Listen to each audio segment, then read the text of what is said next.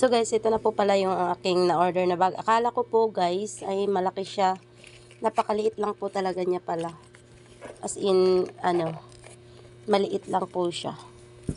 Hindi po pala pwedeng pang ano talaga to, pang lagayan. Pang cellphone lang po siya guys, wallet, cellphone. Yan lang po ang pwedeng ilagay dito guys. Okay naman po siya, leather style naman po siya. Ayan. So, napakaliit lang po talaga niya. As in, cellphone pwede. Saka okay na to guys. Simple lang siya. At maganda.